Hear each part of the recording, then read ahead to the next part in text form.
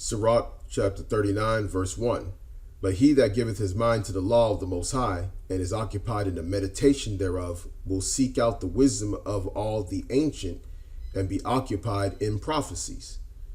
I want to give all praises and glory to Yahweh, Bahasham, Yahawashi, and double honors to the apostles and elders of Yasharallah, and salutation to the Akim throughout the four corners of the earth, preaching the truth and sincerity, and keeping the faith of Yahawashi and the gospel. This is Hawa Ya'ala.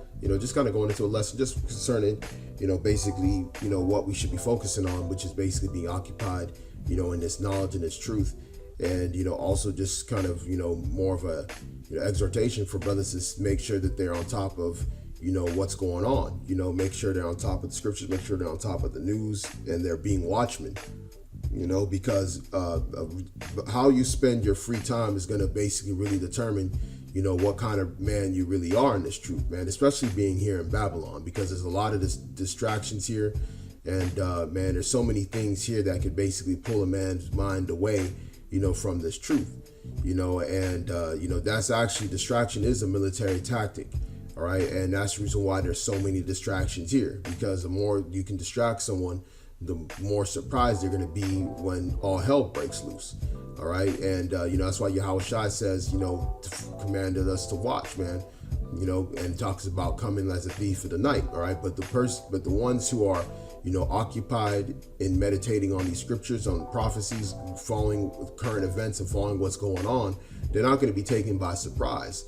They're not going to be taken by surprise because of the fact that they've been focused on these things. And it's more than just basically, just knowing about some of these things and, okay, yeah, I know this such and such is going on. You even got 2/3 Jakes that know, oh yeah, they might try and do something to us, whatever. They're seeing like these Trump rallies going on and they feeling the tension, that's brewing, and they know that something might pop off. But at the end of the day, they really don't know what's really going on.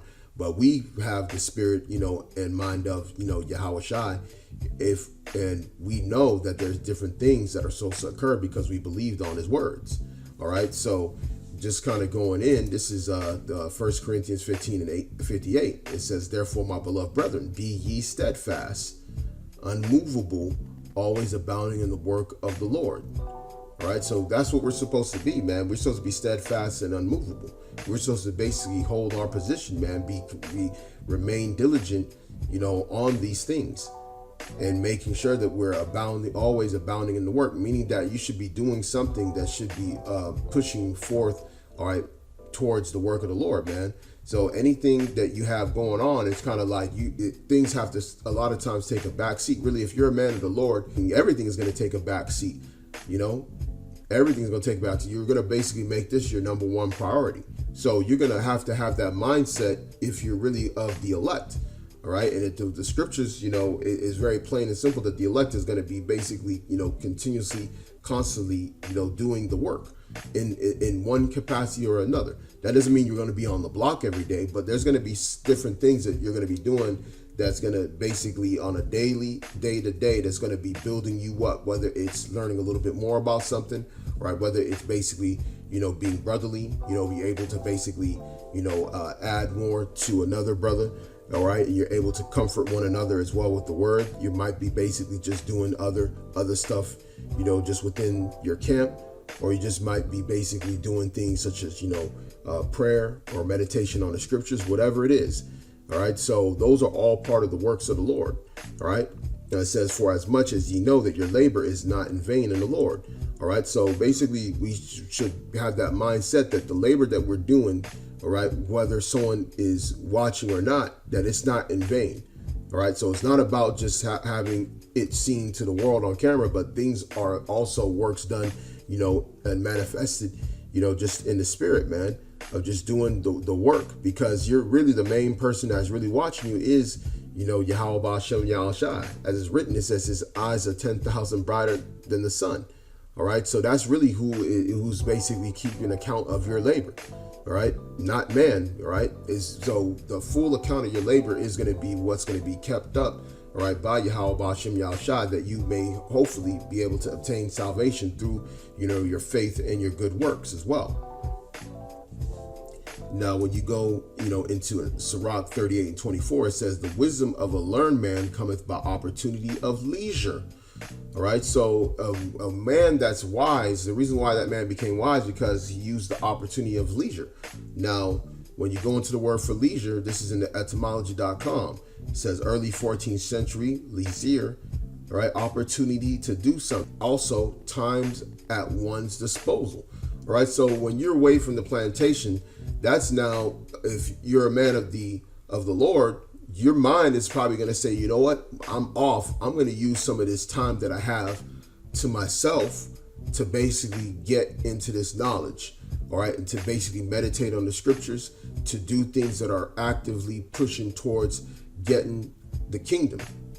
So that's the mentality. Of course, brothers, you got family, you got, other things that you might have to do. But we're talking about when you have true free time, spare time, it should be used primarily into this work. All right. So that's the reason why that men that do become wise in this truth, this reason why they become wise is because they spend time trying to get wise and get understanding. It's not like someone just you just get it all. Yeah, you can get a lot of it, but it's going to come through spending time and meditating on the scriptures, seeking out the wisdom of the ancients. So you got to basically do those different things. And that's how someone's going to be able to get that wisdom, knowledge, and understanding that's going to basically be, the stability of your times, that understanding of what's going on. That's the reason why over time you start to see things and you start saying, you know what, this has to happen. This has to happen. Okay, that's going to happen. You're not going to get bugged out because your family doesn't get this truth, or your friend that you grew up with or whatever. All right. Or even your wife. You're not going to get bugged out because you're going to have understanding of different things. A lot of times, a brother might get upset or at something that's, going on out in the world, and might not fully understand it because maybe they haven't had the full understanding of the scriptures, especially someone who is younger in the truth. Because sometimes when you first get in and you're younger, you start thinking in a carnal fashion and not start seeing the spiritual aspect. When you see things in a spiritual level, then that's when you can suffer patiently. In your patience, possess your souls. You're going to be willing to suffer for a season, understanding the wisdom that certain things must come to pass, all right, before you can obtain the kingdom, So through much tribulation shall we enter into the kingdom. But that understanding comes with knowledge and wisdom, all right, which you obtain through, spending that leisure time. When you have your times at your disposal, you're meditating on those things.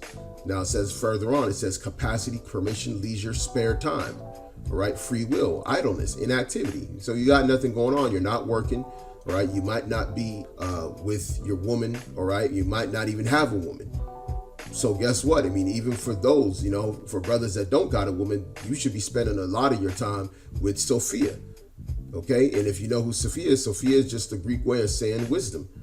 So you should be spending a lot of time in the scriptures, meditating and learning those things while you have, as much free time as possible, because if you're a brother that doesn't have, wife, kids, you're not, you don't got those other things that you got to take care of, which you got to spend time on, then you got a lot more free time to basically, obtain your knowledge and wisdom and understanding, and basically be able to be edifying to other brethren that maybe not have the time, to where you could basically help other brothers close the gap of time that they might have, because now you've been able to go into something and now you're able to bring some edification on a topic because you use your free time to basically acquire some wisdom and knowledge that you would impart to another brother. All right. And that's basically how this brotherhood works, man, is that, within the brotherhood, you're going to basically, learn from one another, and you're learning a lot of times from one another because that other brother spent that leisure time obtaining wisdom in something. Now he's able to share that fruit with you. All right. And we're able to just do that all within the brotherhood, So when you go further on, it says, that word there as well, when you go into Sirach 38 and 24, it says, and he that hath little business shall become wise. Now, this is right here is a colon, all right? I'll do a lesson, on the colon. But basically, this is what what this is basically just letting you know it's like an equal sign. It's like basically you're on both sides just saying the same thing, but it's explaining it in another way, right? So he that hath little business shall become wise.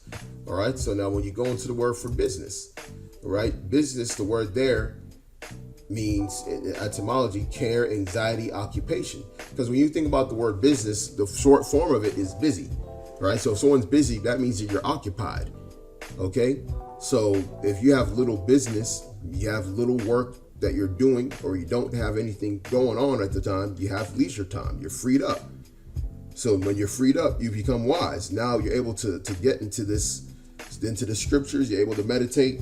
If brothers want to learn some Hebrew, they can learn Hebrew in their spare time. If they want to learn the Paleo, the Syrian, they can learn that. If they want to learn some history, watch documentaries. If they want to basically be able to go through, different books within the Bible, they can get that understanding. If they want to sit down and watch, lessons, from other brothers as well, they got that. They got that time. If they want to watch news, read news, that's the time to do it. They would have that time. So now they're becoming wise because they're using that leisure time. So part of this whole thing about, basically growing in this truth is understanding how to utilize your time that you have. All right. And basically understanding that time is short, and taking advantage of the time that you have today. All right. And just basically focus on what you need to get for that day, and then let the next day take care of itself. But making sure that you're impacting each day and growing further and further in this truth. All right. So just kind of finishing off the lesson, this is Galatians 6:7. Be not deceived, Yahweh is not mocked. For whatsoever a man soweth, that shall he also reap. For he that soweth to his flesh shall of the flesh reap corruption, but he that soweth to the spirit shall of the spirit reap life everlasting. Okay, so that's, plain and simple, man. It's the laws of sowing and reaping. If you're basically putting forth your mind towards, spiritual things, you're going to reap spiritual things. You're going to grow spiritually, and you're going to continue to reap that way. But if you're sowing towards, the flesh, and you're not basically trying to put your mind towards, the spirit, then you're going to reap the corruption that comes from sowing into the flesh. All right, so that's basically just an understanding, make sure how are you using your time, man. You got to know how you're using your time, and you got to know how to use it wisely, and basically also within all of that, maintain a proper balance as well. Verse 9, it says that let us not be weary in well doing. All right, so because the flesh, it fights against the spirit, right? Because what happens is sometimes the flesh is like, look, you're doing, your well doing is not something the flesh wants you to do. Well doing as far as spiritual things. All right. So basically it's going to fight against that. It's going to make you want to say, you know what? I don't want to do anything. I don't want to do, things that are spiritual. Your flesh is going to start to try and do that. It's going to try and, your old man is going to try and make a comeback if you get weary. All right. So you got to check that old man and basically continue to flow in the spirit. All right. It says, for in due season we shall reap if we faint not. All right. So in due season, and the season is coming upon us that we're about to basically reap. And it's very obvious, man, just pursuant to the prophecies and the things that are going on. So as long as we continue to do those things, man, we're not going to we should not fail, man. As long as we continue to remain diligent, it says in the book of Peter, it says, if you do these things, you shall never fail. That's, as far as in talking about being the diligence to make your calling and election sure. All right. So, we got to continue to press on, man, especially as time's coming short, man. We're really in the fourth quarter push, or we're really in the closeout section of the game right now. So this is the time to really push forward, and that's why, this is known as the year of the push, is because it is really the time to push for a close, knowing that the time is getting very short. All right, for us to basically be able to, hopefully have been counted worthy to be, considered the elect and be delivered. It's a very, very pivotal time, in the history of the world. Really, this is the most pivotal time of the history of the world that we're entering in. And we're actually, when you look at it itself, you got to look at it. This is our last, incarnation before the kingdom. So at this particular point, this is it, man. This is really it. We don't have no other chance, man. This is actually your most pivotal time of your life, man. Period, man. I mean, all the other times, we don't know who we were in the past, but all the other times don't mean nothing like it does now in terms of basically being, men of Israel, man. It's real heavy time. So we got to ensure that we kind of keep that mindset, and that we continue to exhort one another, daily to basically keep our eyes single on the task of hand, which is, earning this kingdom, man, and, being delivered hopefully by, Yahawashi. So again, I want to give all praises and glory to Yahweh, Bahasham, Yahawashi, and double honors to the apostles and elders of Yasharallah, and salutation to the Akim throughout the four corners of the earth, preaching the truth and sincerity, and keeping the faith of Yahawashi and the gospel. Shalom.